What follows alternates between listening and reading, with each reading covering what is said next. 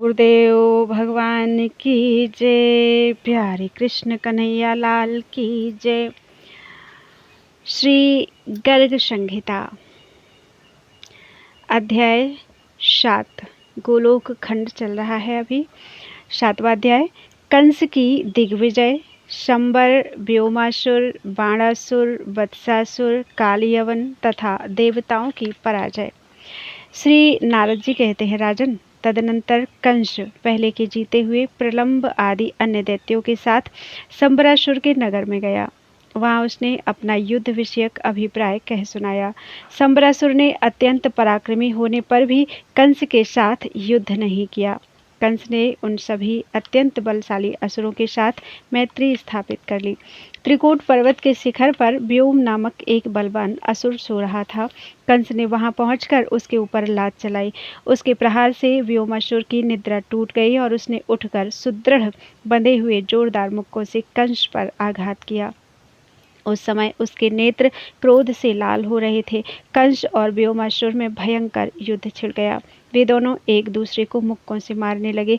कंस के मुक्कों की मार से व्योमासुर अपनी शक्ति और उत्साह खो बैठा। उसको चक्कर आने लगा। यह देख कंस ने उसको अपना सेवक बना लिया। उसी समय मैं नारद वहां जा पहुंचा। कंस ने मुझे प्रणाम किया और पूछा, हे देव, मेरी युद्ध विषयक आकांक्षा अभी पूरी नहीं हुई है। मुझे शीघ्र बताइए, अब मैं कहाँ किसके पास जाऊं?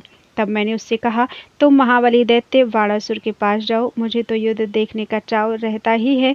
मेरी इस प्रकार की प्रेरणा से प्रेरित हो बाहुबल के मद से उन्मत्त रहने वाला कंस शोणितपुर गया।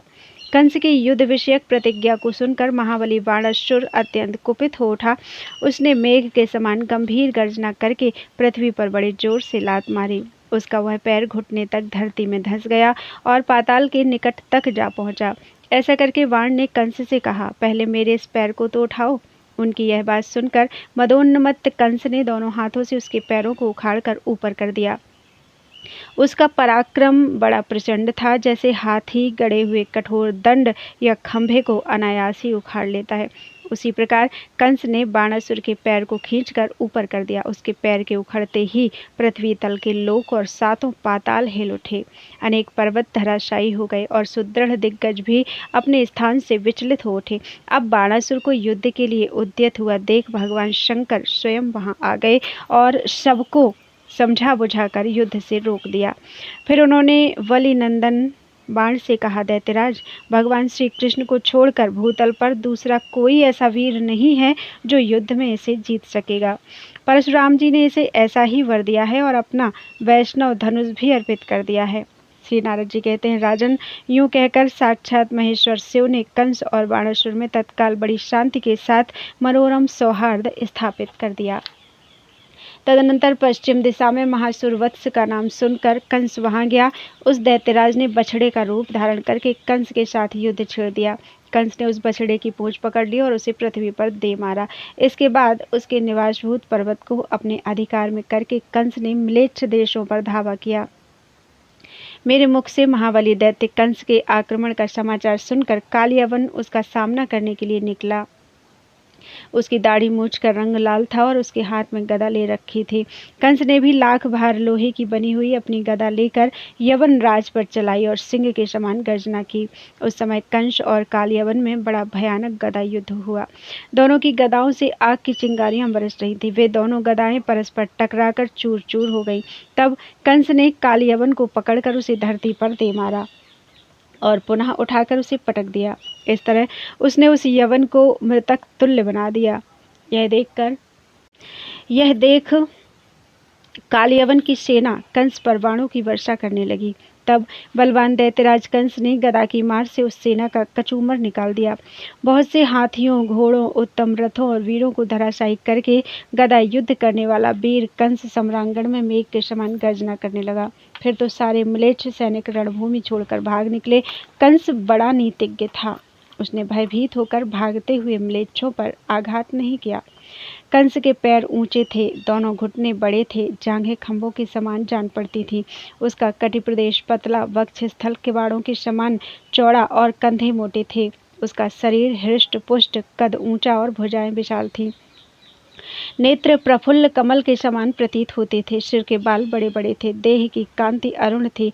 उसके अंगों पर काले रंग का वस्त्र सुशोभित था। मस्तक पर किरीट, कानों में कुंडल, गले में हार और वक्ष पर कमलों की माला शोभा दे रही थी। वह प्रलय काल के सूर्य की भांति तेजस्वी जान पड़ता था। खड्ग, तूणीर, कवच और मुदगर आदि से संपन्न धनुर्धर एवं मदमत्त वीर कंस देवताओं को जीतने के लिए अमरावतीपुरी पर जा चढ़ा। चाणूर, मुष्टिक, अरिष्ट, सल, तोषल, केसी, प्रलंब, वक, द्विविध, तृणावर्त, अघासुर, कूट, भौम, बाण, संबर, व्योम, धेनुक और वत्स नामक असुरों के साथ कंस ने अमरावतीपुरी पर चारों ओर से घेरा डाल दिया। कंस आदि असुरों को आया देख त्रिभुवन सम्राट देवराज इंद्र समस्त देवताओं को साथ लेकर रोषपूर्वक युद्ध के लिए निकले। उन दोनों दलों में भयंकर एवं रोमांचकारी तुमुल युद्ध होने लगा। दिव्य शस्त्रों के समूह तथा चमकीले तीखे बाण छूटने लगे। इस प्रकार शस्त्रों की बौछार से वहां अंधकार छा गया। उस समय रथ पर बैठे हुए सुरेश्वर इंद्र ने कंस पर विद्युत के समान कांतिमान 100 धारों वाला वज्र छोड़ा, किंतु उस महान असुर ने इंद्र के वज्र पर मुदगर से प्रहार किया। इससे वज्र की धारें टूट गईं और वह युद्ध भूमि में गिर पड़ा। तब वज्रधारी ने वज्र छोड़कर बड़े रोष के साथ तलवार हाथ में ली और भयंकर सिंहनाद करके तत्काल कंस के मस्तक पर प्रहार किया, परंतु जैसे हाथी को फूल की माला से मारा जाए और उसको कुछ पता न लगे, उसी प्रकार खड्ग से आहत होने पर भी कंस के सिरों पर खरोंच तक नहीं आई। उस दैत्यराज ने अष्टधातुमयी मजबूत गदा, जो लाख भार लोहे के बराबर भारी थी, लेकर इंद्र पर चलाई। उस गदा को अपने ऊपर आती देख नमुची सूदन वीर देवेंद्र ने तत्काल हाथ से पकड़ लिया और उसे उस दैत्य पर ही दे मारा।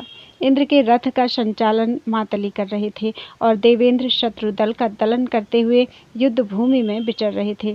कंस ने परिघ लेकर असुरद्रोही इंद्र के कंधे पर प्रहार किया। उस प्रहार से देवराज क्षण भर के लिए मूर्छित हो गए। उस समय समस्त मरुदगणों ने गीध के पंख वाले चमकीले बाण समूहों से कंस को उसी तरह ढक दिया जैसे वर्षा काल के सूर्य को मेघमालाएं आच्छादित कर देती हैं। यह देख 1000 भुजाओं से युक्त बलवान वीर बाणासुर ने बारंबार धनुष की टंकार करते हुए अपने बाण समूहों से उन मरुदगणों को घायल करना आरंभ किया। बाणासुर पर भी वसु, रुद्र, आदित्य तथा अन्य देवता एवं ऋषि चारों ओर से टूट पड़े और नाना प्रकार के शस्त्रों द्वारा उस पर प्रहार करने लगे। इतने में ही प्रलंब आदि असुरों के साथ गर्जना करता हुआ भौमासुर आ पहुंचा। उसके उस भयानक सिंहनाद से देवता लोग मूर्छित होकर भूमि पर गिर पड़े। उस समय देवराज इंद्र शीघ्र ही उठ गए और लाल आंखें किए ऐरावत हाथी पर आरूढ़ हो उस मदमत्त गजराज को कंस की ओर उसे कुचल डालने के लिए प्रेरित करने लगे। अंकुश की मार से कुपित हुआ वह गजराज शत्रुओं को अपने पैरों से मार मार कर युद्ध भूमि में गिराने लगा। उसके गले में घंटे बंधे हुए थे। वह किंकड़ी जाल तथा रत्नमय कंबल से मंडित था। गुरुचन, सिंदूर और कस्तूरी से उसके मुखमंडल पर पत्र रचना की गई थी। कंस ने निकट आने पर उस महान गजराज के ऊपर सुदृढ़ मुक्के से प्रहार किया। साथ ही उसने समरांगण में देवराज इंद्र पर भी दूसरे मुक्के का प्रहार किया। उसके मुक्के की मार खाकर इंद्र ऐरावत से दूर जा गिरे। ऐरावत भी धरती पर घुटने टेक कर व्याकुल हो गया। फिर तुरंत ही उठकर गजराज ने दैत्यराज कंस पर दांतों से आघात किया और उसे सूंड पर उठाकर कई योजन दूर फेंक दिया। कंस का शरीर वज्र के समान सुदृढ़ था। वह उतनी दूर से गिरने पर भी घायल नहीं हुआ। उसके मन में किंचित व्याकुलता हुई, किंतु रोष से ओठ फड़फड़ाता अत्यंत जोश में भरकर वह पुनः युद्ध भूमि में जा पहुंचा। कंस ने नागराज ऐरावत को पकड़कर समरांगण में धराशायी कर दिया और उसकी सूंड मरोड़कर उसके दांतों को चूर चूर कर दिया। अब तो ऐरावत हाथी उस सम्रांगण से तत्काल भाग चला। वह बड़े बड़े वीरों को गिराता हुआ देवताओं की राजधानी अमरावतीपुरी में जा घुसा। तदनंतर दैत्यराज कंस ने वैष्णव धनुष पर प्रत्यंचा चढ़ाकर बाण समूहों तथा धनुष की टंकारों से देवताओं को खदेड़ना आरंभ किया। कंस की मार पड़ने से देवताओं के होश उड़ गए और वे चारों दिशाओं में भाग निकले। कुछ देवताओं ने रणभूमि में अपनी दिशाएं खोल दी और हम डरे हुए हैं, हमें न मारो, इस प्रकार कहने लगे। कुछ लोग हाथ जोड़कर अत्यंत दीन की भांति खड़े हो गए और अस्त्र शस्त्र नीचे डालकर उन्होंने अपने अधोवस्त्र की लांग भी खोल डाली। कुछ लोग अत्यंत व्याकुल होकर युद्ध स्थल में राजा कंस के सम्मुख खड़े होने तक का साहस न कर सके। इस प्रकार देवताओं को भगा हुआ देख वहां के छत्र युक्त सिंहासन को साथ लेकर नरेश्वर कंस समस्त दैत्यों के साथ अपनी राजधानी मथुरा को लौट आया।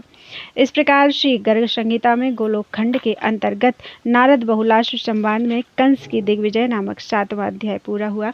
बोलो वृंदावन बिहारी लाल की जय।